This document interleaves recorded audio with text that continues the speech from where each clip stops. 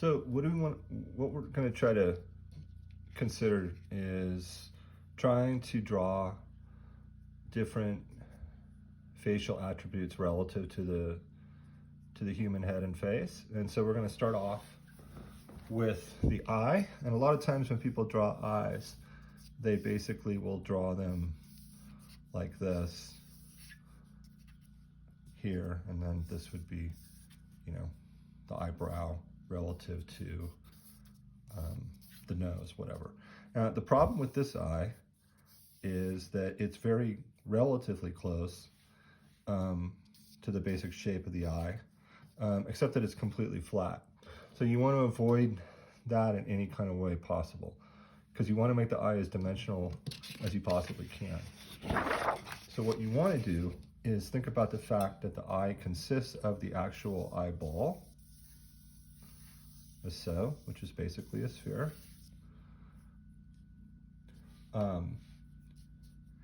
And then obviously there is the pupil, which is right in the center.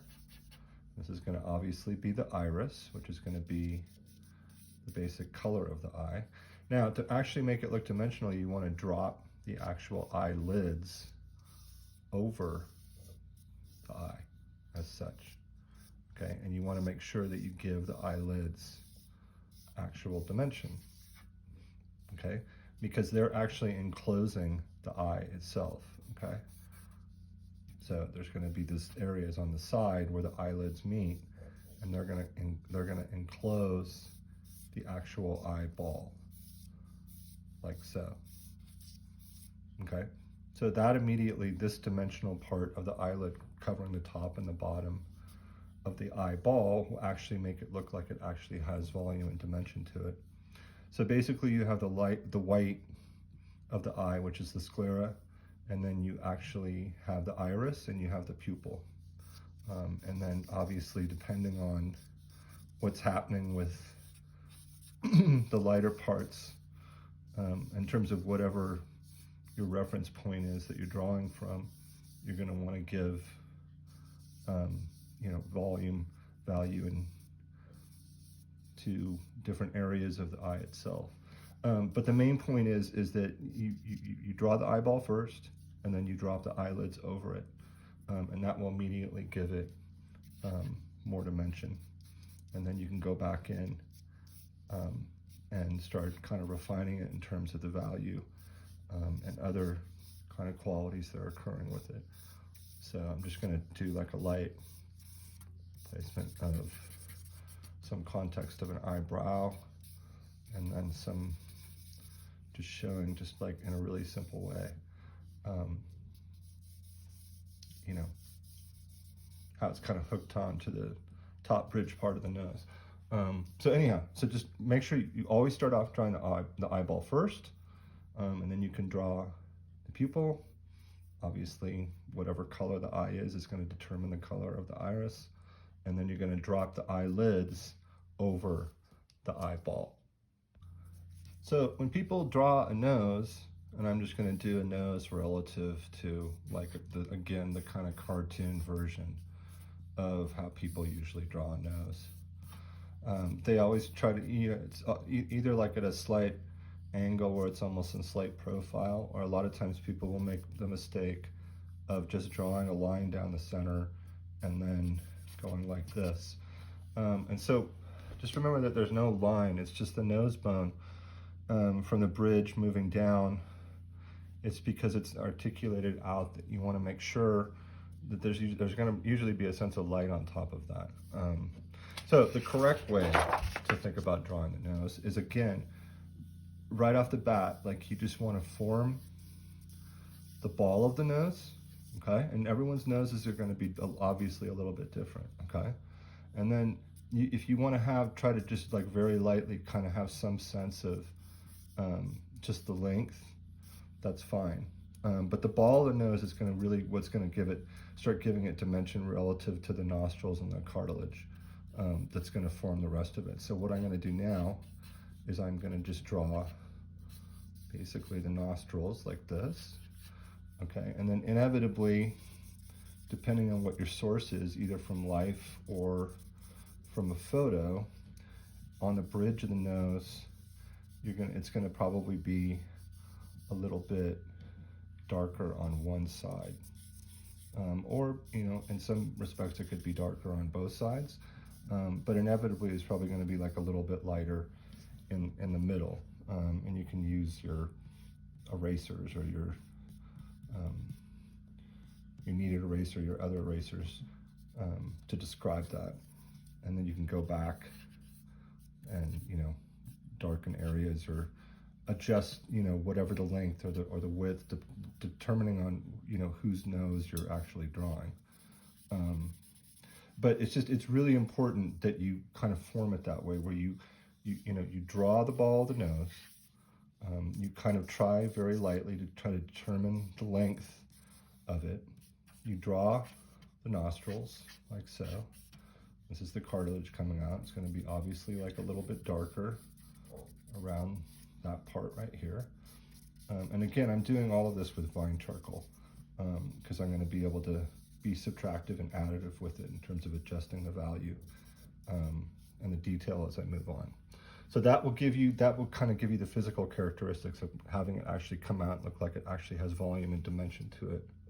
So with lips and mouths, a lot of times people don't really get them too messed up, except that what they'll do is they'll just draw a really heavy contour to describe it.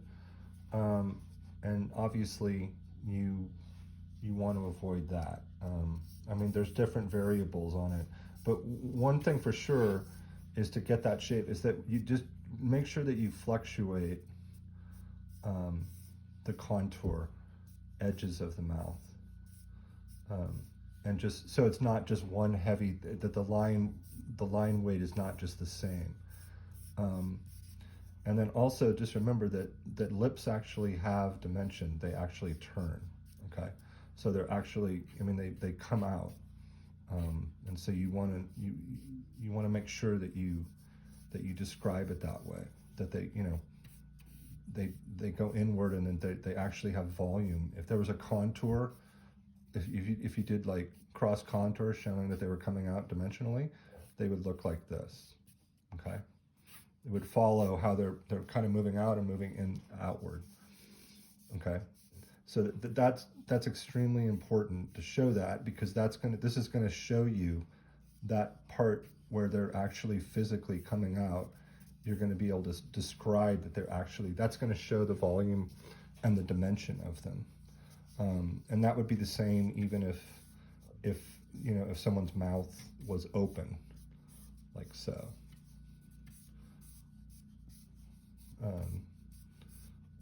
And again, I want to lighten different parts of the outside contour describing the edges of the lips, but again, they're going to come out this way. You want to describe the volume and dimension moving out, so they actually look like they have some fullness and thickness to them. And again, everyone's mouth and lips are always obviously going to be completely different from each other, but it's just really important that you really try to describe them that way.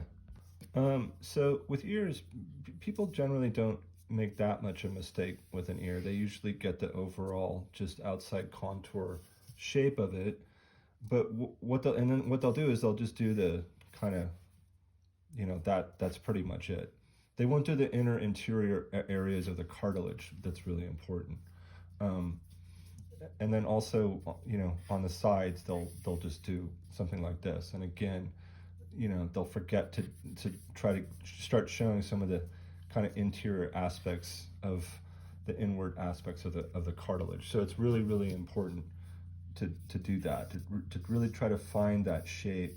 And again, this is just going to be the same thing with everything, is that, everyone's ears are obviously going to be different, like bigger, larger. Make sure that the ear lobe is like a little bit wider on the end. That's going to be kind of true with everyone's ears. And then obviously there's going to be those aspects where, in order to show the volume and the dimension, you really want to start playing around with bringing that out by how you start using the value to describe it. And that's just going to be because of the overlapping planes of the cartilage. And that's gonna, because there's different areas where it's turning and it's round and there's overlaying and stuff like that. And that'll end up giving you a lot of the dimension to describe the ear itself. So one other thing about eyes and the eyebrow is that it's important, if you want to look like it, again, has some kind of dimension. With the eyebrow, it's always best to kind of lay down just one kind of shape of value first for whatever, in terms of the darkness of whatever, eyebrow you're actually drawing from someone. And then on top of that is when you can start going back in and kind of fluctuating and describing, the hairs. You don't have to draw every single hair. It's good to kind of fluctuate it. And then, in fact, in some areas, you can go like a little bit darker. And again, this is going to be true with everyone. It's like, it's going to really depend on people's eyebrows, like how dark they are, what you want to describe in terms of like what you think is occurring with the hairs in the eyebrows of the person that you're drawing or the photo that you're drawing from. But it's just, again, just like with anything in terms of describing and fluctuating variables in terms of dimension, just try to really kind of fluctuate your pressure and your line weight with regards to, layering the hairs on top. And just don't feel like you have to draw every single hair. And that's why it's important to lay down some sort of value first and then draw on top of that, because that will add the dimension to it. And then the other thing is about eyelashes is that a lot of times people will just draw them straight like this, so they're just straight. But just remember, they're actually going to follow the actual eyelid, okay? And then as you can see, when they start turning this way, that's where they actually get a little bit longer as they move in this direction outward this way, okay? So they're kind of shorter here, okay? And then as they turn this way is when they have a tendency to go when they have a tendency to go longer, okay? So that's going to happen on either ends of the the right or the left eye, depending, okay? And then again, just like every person is individualistic and different, some people's eyelashes are going to be longer, some people's are going to be shorter. That's just going to be determined by obviously who you're drawing and who the person is and all those kinds of things. Okay, so I'm going to stop and try to do some time-lapse videos of drawing a bunch of different eyes, and I'm going to do that with the eyes, the nose, the mouth, and the ears.